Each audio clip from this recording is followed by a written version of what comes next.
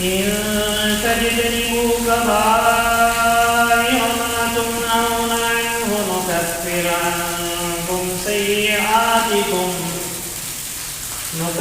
عنكم سيئاتكم وندخلكم مدخلا كريما.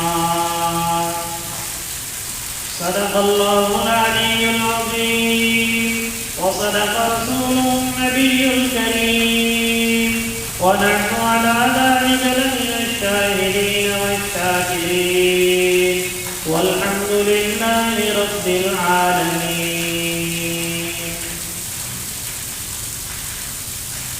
گزشتہ ہفتے یہ بات بتائی گئی تھی کہ آپس کی رضامندی سے تجارت کرنا ضروری ہے، اور اگر آپس کی رضامندی ہو لیکن شریعت نے اس پر منع کا حکم لگایا ہو تو چاہے وہ آپس کی رضامندی کیوں نہ ہو لیکن پھر بھی وہ ناجائز ہے.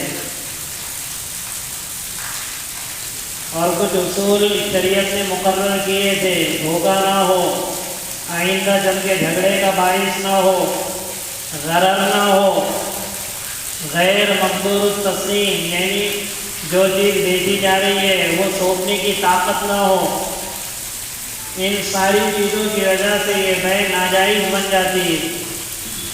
ہاں آپس کی رضامندی ہے تو جائز ہے. پھر ساتھ میں ایک عام قانون بتایا کہ اپنے آپ کو قتل نہ کرو. اس کی دو تفسیریں بیان کی گئی تھی. ایک تو یہ کہ ایک دوسرے کو قتل نہ کرو، کیونکہ اگر تم کسی کو قتل کرو گے تو وہ تمہیں قتل کرے گا یا اس کے ورثہ تمہیں قتل کریں گے. جیسے قرآن میں دوسری جگہ ہے وَلَا تَسُبُّوا الَّذِينَ يَدْعُونَ مِن دُونِ اللَّهِ فَيَسُبُّوا اللَّهَ عَدْوًا بِغَيْرِ عِلْمٍ.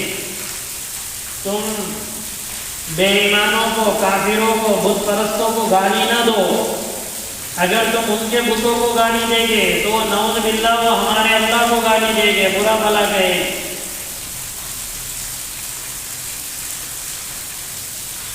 تو یہ ایسے ہی ہے جیسے نعوذ باللہ ہم سبب بن گئے اس کے. اور ایک تفسیر یہ جو ڈائریکٹ آیات میں ہے کہ اپنے آپ خودکشی نہ کرو، سوسائڈ نہ کرو، ورنہ اس کی سزا قبر میں بھی ہے، حشر میں بھی ہے اور دوزخ میں جانے کے بعد بھی ہے. جس حال میں اس نے اپنے آپ کو مارا تھا اسی حال کی سزا اس کو دوزخ میں دی جائے گی. اس لیے آدمی کتنا ہی پریشان کیوں نہ ہو خودکشی نہ کرے. اگر خودکشی کرے گا تو ایک تو دنیا میں بھی سزا، قبر میں بھی سزا اور جہنم میں بھی سزا. کوئی پھانسی لے کر مر گیا تو قیامت جہنم میں بھی اس کے لیے پھانسی ہی کی سزا مقرر رہے گی. اور موت کا آنا کوئی ہنسی مذاق نہیں ہے، کوئی جوک نہیں ہے. ذرا سی تکلیف ہو جائے تو احساس ہوتا بدن کو جب پوری روح ہی نکل جائے. اس لیے دعائیں مانگی جاتی اللہ سکرات الموت سے حفاظت فرما. لیکن جو ایسا کرے گا وَمَن يَفْعَلْ ذَلِكَ عُدْوَانًا وَظُلْمًا، جو ایسا کرے گا ظلم کی وجہ سے، سرکشی کی وجہ سے، فَسَوْفَ نُصْلِيهِ نَارًا، تو ہم عنقریب اس کو جہنم کی آگ میں ڈال دیں گے. اور اس کو جہنم میں ڈالنا وَكَانَ ذَلِكَ عَلَى اللَّهِ يَسِيرًا، اللہ پر بہت آسان ہے، کوئی مشکل چیز نہیں ہے جنتی کو جنت میں ڈالنا اور جہنمی کو جہنم میں ڈالنا. اور چونکہ تذکرہ جہنم کا آیا اس لیے اگلی آیت میں اب اللہ پاک یہ فرما رہے کہ تم اپنے آپ کو ہر گناہ سے بچاؤ. معاملات میں ناجائز اور حرام کا ارتکاب کرنا یہ بھی گناہ ہے، خودکشی کرنا یا دوسرے کو مرڈر کر دینا یہ بھی گناہ ہے. لیکن اب آگلی آیت میں عمومی طور پہ اللہ کہہ رہے ہیں کہ تم بڑے بڑے گناہوں سے اپنے آپ کو بچاؤ، چھوٹے چھوٹے گناہ ہم یوں ہی معاف کر دیں گے. اصل میں گناہ کس کو کہتے ہیں اور یہ گناہ کی تقسیم کیسی ہے کہ ایک گناہ کبیرہ ہے اور ایک گناہ صغیرہ ہے.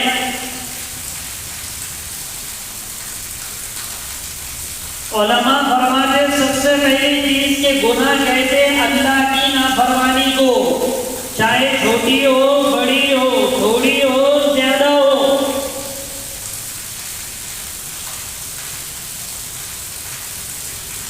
اللہ کی نافرمانی چاہے تھوڑی ہو یا زیادہ ہو، یہ گناہ کی تقسیم گناہوں کا مقابلہ کر کے ہے کہ یہ چھوٹا گناہ ہے اس گناہ کے مقابلے میں، وہ بڑا گناہ ہے اس چھوٹے گناہ کے مقابلے میں۔ بد نگاہی کرنا گناہ صغیرہ ہے زنا کرنے کے مقابلے میں۔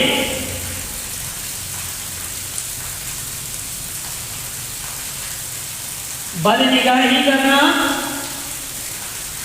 چھوٹا گناہ ہے زنا کرنے کے مقابلے میں، اور ایسی جگہوں پر بیٹھنا جہاں پر بد نگاہی ہوتی ہے ویسی جگہوں پہ بیٹھنا گناہ صغیرہ ہے، اور بد نگاہی کرنا گناہ کبیرہ ہے۔ ارے سمجھ میں آ رہی بات؟ مقابلہ منجلا بھائی ہے درمیانی، تو وہ چھوٹا ہے بڑے بھائی کے اعتبار سے، اور بڑا ہے چھوٹے بھائی کے اعتبار سے۔ اسی طرح گناہ صغیرہ اور گناہ کبیرہ کا معاملہ ہے۔ البتہ علماء نے یہ لکھا ہے کہ گناہ کبیرہ ان کو کہتے ہیں جو صراحتاً قرآن میں حدیث میں منع کیا گیا ہو۔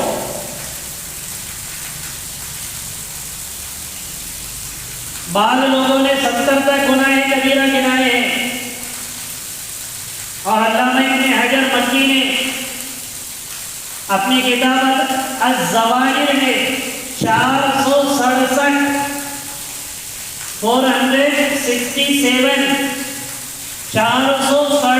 گناہ کبیرہ انہوں نے اپنی کتاب میں لکھے۔ یہ گناہ کبیرہ، یہ گناہ کبیرہ، یہ گناہ کبیرہ، یہ گناہ کبیرہ۔ تو علماء نے اپنے ذوق کے اعتبار سے گناہ بتائے۔ ہر ایک کا اپنا اپنا ذوق ہوتا ہے، فکری ذوق۔ ایک آدمی کو پوچھو موبائل سے تصویر نکالنا کیا ہے، تو ایک عالم کو پوچھے کہ وہ کہے گا جائز ہے، دوسرے عالم کو پوچھے کہ وہ کہے گا نامناسب ہے، تیسرے عالم کو پوچھے کہ وہ کہے گا ناجائز ہے، چوتھے عالم کو پوچھے کہ وہ کہے گا بالکل حرام ہے۔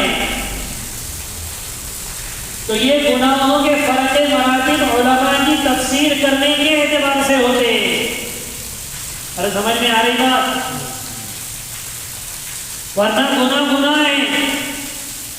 اب عموماً جو احادیث اور قرآن میں بڑے بڑے گناہ ہیں کہ جھوٹی گواہی دینا، جھوٹ بولنا، غیبت کرنا، تجسس کرنا، بہتان لگانا، نمازیں چھوڑ دینا، حرام معاملات کر دینا، بدنگاہی کرنا، زنا کرنا، ادھر کی بات ادھر جا کر لگانا، اور غلط فیصلے کرنا، جھوٹ بات کہنا، ماں باپ کی نافرمانی کرنا، اولاد کے حقوق کو ختم کر دینا، بیوی کے حق کو مار دینا، بیوی شوہر کے حق کو مار دے،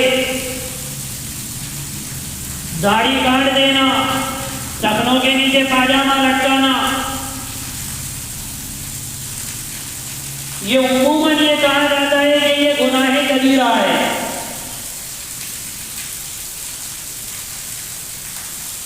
لیکن وہ بھی گناہ کبیرہ ہے کہ اگر چھوٹا بھی آدمی کوئی گناہ کر رہا ہے لیکن اصرار کے ساتھ، مداومت کے ساتھ، استقامت کے ساتھ، ہمیشگی کے ساتھ، ریگولر اور کنٹینیو وہ چھوٹا سا گناہ کرتا ہی جا رہا، کرتا ہی جا رہا، کرتا ہی جا رہا، تو وہ گناہ کبیرہ بن جاتا ہے۔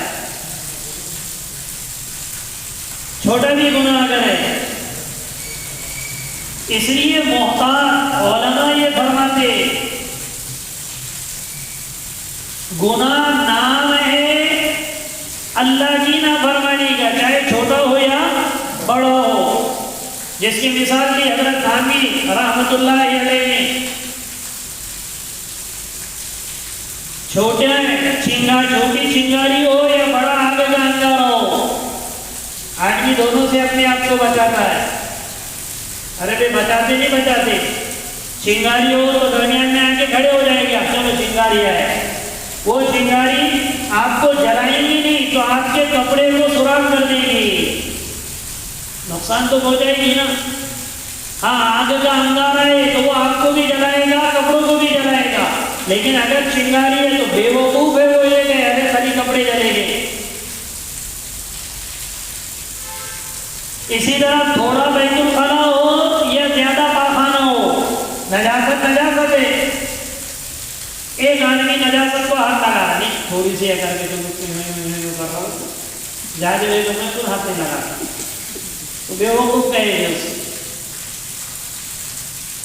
کہ نجاست تھوڑی ہو یا نجاست زائد ہو، نجاست نجاست ہے۔ اسی لیے امام محمد رحمۃ اللہ علیہ نے صوفی سے پوچھا، جب وہ گزر رہے تھے مسئلہ لکھنے کے لیے بیٹھے تھے امام محمد رحمۃ اللہ علیہ، تو وہ صوفی سے کہنے لگے کہ ارے بھائی کوئی آدمی اگر نماز چھوڑ دے تو آپ کیا حکم لگائیں گے؟ تو وہ صوفی کہنے لگا اس نے نماز چھوڑا، اس کو قتل کر دو، اس میں دنیا میں رہنے کا حق نہیں ہے، کہ اس نے اللہ کی اتنی بڑی نافرمانی کیسے کر دی؟ تو وہ ان کے اعتبار سے ائمہ میں بھی اختلاف ہے، آدمی نماز کو چھوڑ دے تو کیا کرے؟ بعض ائمہ کے نزدیک جمعہ کے دن چوراہے پہ یہ جیسے شیوا جی کا پتلا ایسی جگہوں پر لا کر قتل کر دینے کا حکم ہے جو فرض نماز کو جان بوجھ کر چھوڑے۔ بعض کہتے ہیں قید خانے میں ڈال دیا جائے، بعضوں کے نزدیک نکاح ٹوٹ جائے۔ تو گناہ ہے، چاہے تھوڑا ہو یا زیادہ ہو۔ اور امام محمد ابن کعب القرظی رحمۃ اللہ علیہ نے لکھا ہے کہ متقی نام ہے گناہوں کے چھوڑ دینے کا، ورنہ نیکیاں تو آدمی خوب کرتا ہے اور گناہوں سے نہ بچتا، تو اس کی مثال حضرت تھانوی رحمۃ اللہ علیہ نے دی ہے۔ گویا وہ اے سی میں بیٹھا ہے اور کھڑکی کھول لی ہے، کس میں بیٹھا ہے اور کھڑکی کھول لیا، تو وہ اے سی کا نفع ملے گا اسے؟ اے سی تو آن ہے لیکن کھڑکی کھلی ہے، دروازہ کھلا ہے، ساری چیز، تو اسے کیا نفع ملے گا؟ اس لیے تصوف کا اور یہ بزرگان دین کے اعمال، اوراد اور وظائف کا خلاصہ بھی یہی ہے، آدمی اوراد وظائف کم کرے لیکن گناہوں سے زیادہ بچے۔ شیخ الاسلام مفتی تقی عثمانی صاحب دامت برکاتہ نے بھی اسے لکھا ہے، یہ طبیعت ہے، شیطان کا دھوکہ لگ جاتا ہے، وظائف تو آدمی خوب کرے گا، نیکی تو آدمی خوب کرے گا لیکن گناہ سے بچے گا نہیں۔ اس سے پہلے بارہ یہ مثال دی گئی، 10 پارے وہ قرآن کے پڑھے گا اور باہر جا کے بدنگاہی کرے گا۔ ارے تو 10 پارے نہ پڑھتا، یہ آدھا پارا ایک رکوع پڑھتا لیکن باہر بدنگاہی نہ کرتا۔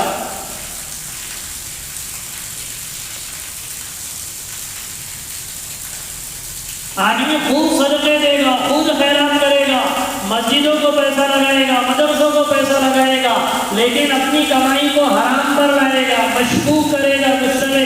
ارے تو 1 روپیہ مسجد کو دینا دیتا لیکن اپنی کمائی کو حلال بناتا تو خود بھی محفوظ رہتا، اولاد بھی محفوظ رہتی اور تیرے منحوس پیسے اللہ کے گھر کو بھی نہ لگتے۔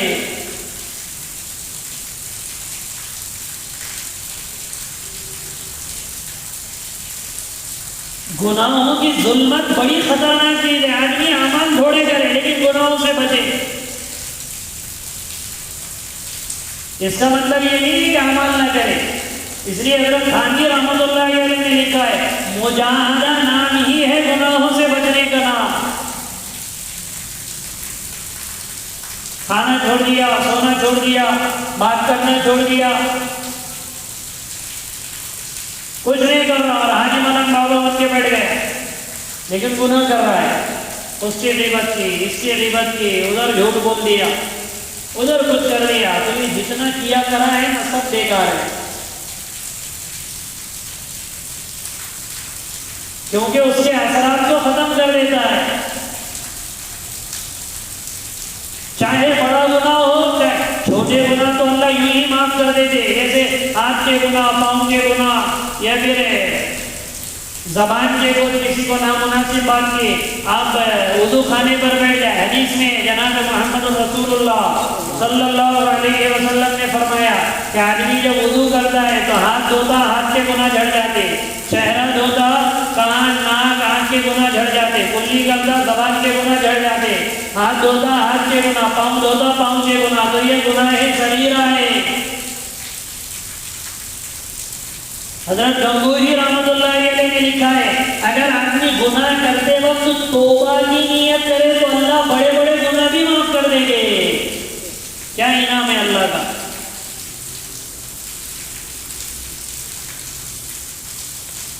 وضو کے لیے آپ بیٹھے، بسم اللہ والحمدللہ العظیم پڑھ لی اور نیت کر لیے کہ اللہ میں یہ وضو کر رہا ہوں پاکی حاصل کرنے کے لیے بھی کر رہا ہوں، اور یہ اس وضو سے میں بڑے بڑے اور چھوٹے چھوٹے گناہوں کی بھی توبہ کرتا ہوں۔ اللہ یہ گناہ اس وضو کی برکت سے میرے گناہ معاف کر دے۔ کیا چاہتا ہے اتنے کو یہ نیت کرنے؟ اللہ بڑے بڑے گناہ بھی معاف کر دے، یہ توبہ ہے۔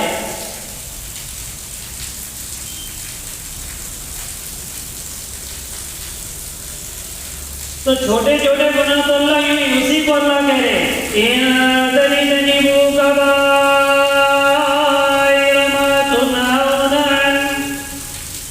اگر تم بڑے بڑے گناہوں سے بچو گے جن سے تمہیں روکا جاتا ہے، نُكَفِّرَنَّكُمْ سَيِّئَاتِكُمْ، تو ہم تمہارے چھوٹے چھوٹے گناہوں کے لیے یہ کفارہ بنا دیں گے۔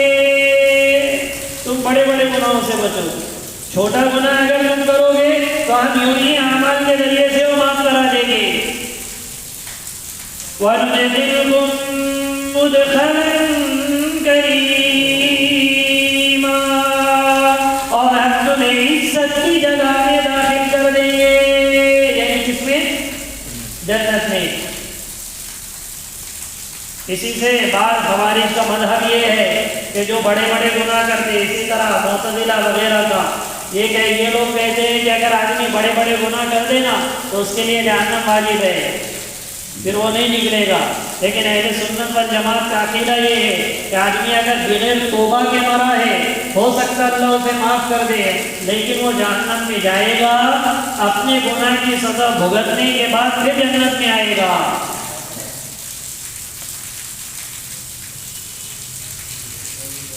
اس لیے آدمی گناہوں سے اپنے آپ کو محفوظ رکھے۔ چھوٹی، اس لیے جنید بغدادی رحمۃ اللہ علیہ نے اس سے پہلے بھی بار یہ بات بتائی گئی، چھوٹی نیکی دیکھ کر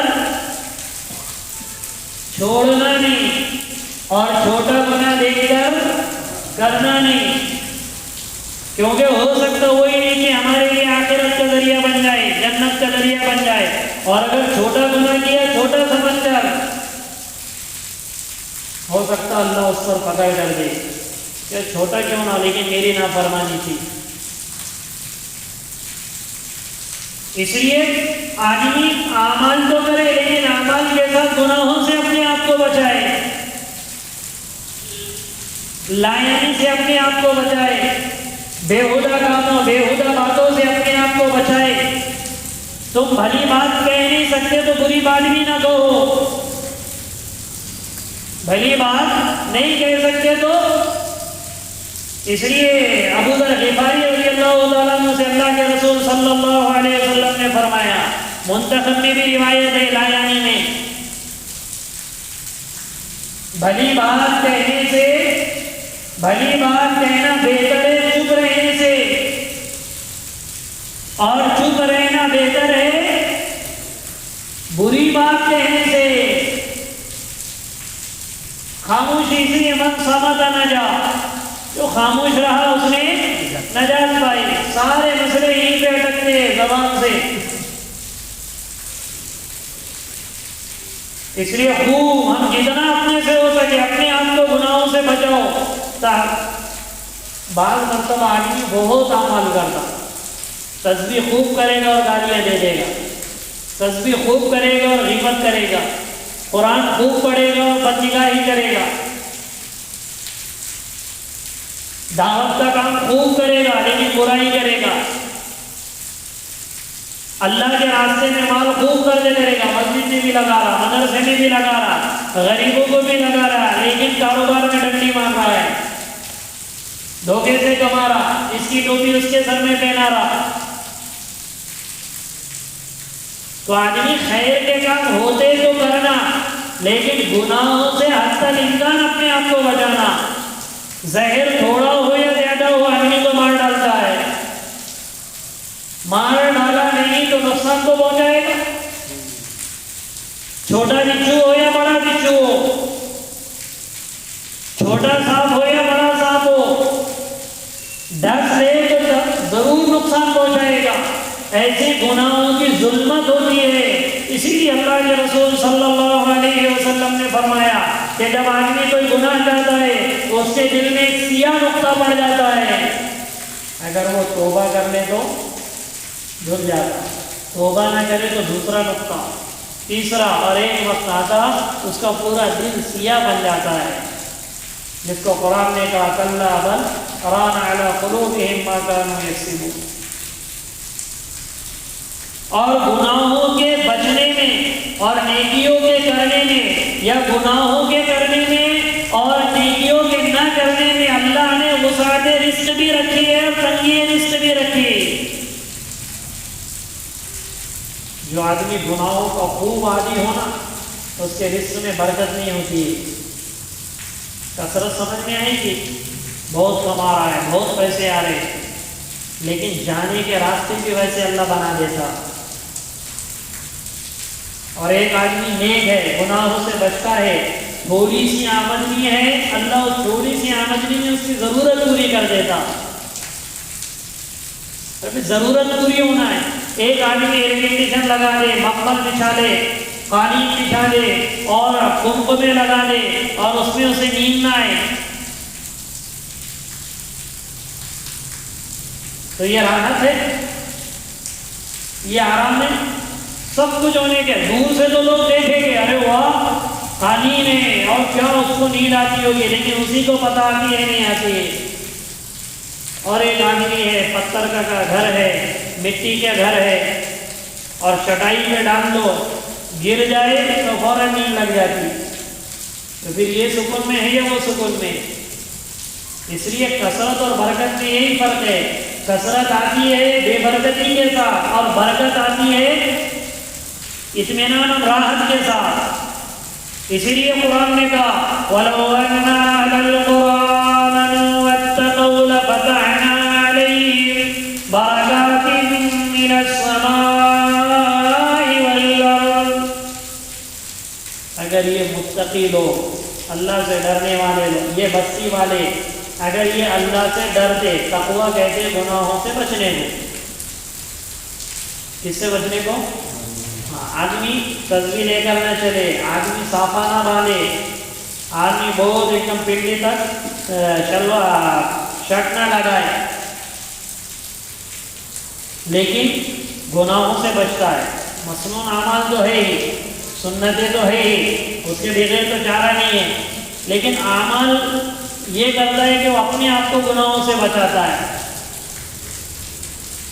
اس لیے گناہوں سے بچنے کے لیے خوب اس کا اہتمام کرے.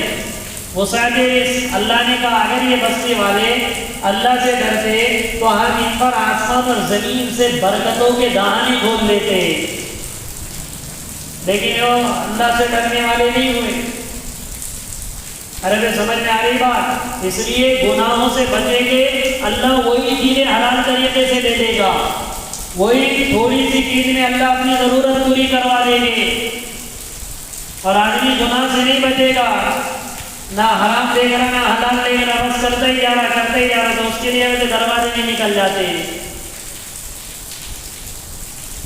اور چھوٹے چھوٹے گناہ تو اللہ ہی نہیں معاف کر دیتے. إِن تَجْتَنِبُوا كَبَائِرَ مَا تُنْهَوْنَ عَنْهُ نُكَفِّرْ عَنْكُمْ سَيِّئَاتِكُمْ وَنُدْخِلْكُمْ مُدْخَلًا كَرِيمًا. اگر تم ان بڑے بڑے گناہوں سے اپنے آپ کو بچا دو جس سے تمہیں روکا جاتا ہے، تو پھر ہم تمہارے چھوٹے چھوٹے گناہوں کو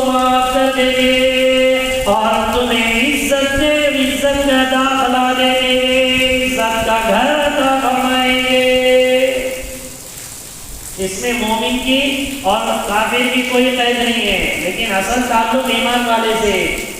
بے ایمان ہے تو اس کے لیے گناہ کا کیا، وہ تو کافر ہی ہے، گناہ کرے یا نہیں کرے، چھوٹا گناہ کرے یا بڑا گناہ کرے، اس کا تعلق ایمان والوں سے کہ وہ اپنے آپ کو گناہوں سے بچائے۔ اللہ پاک عمل کی توفیق عطا فرمائے۔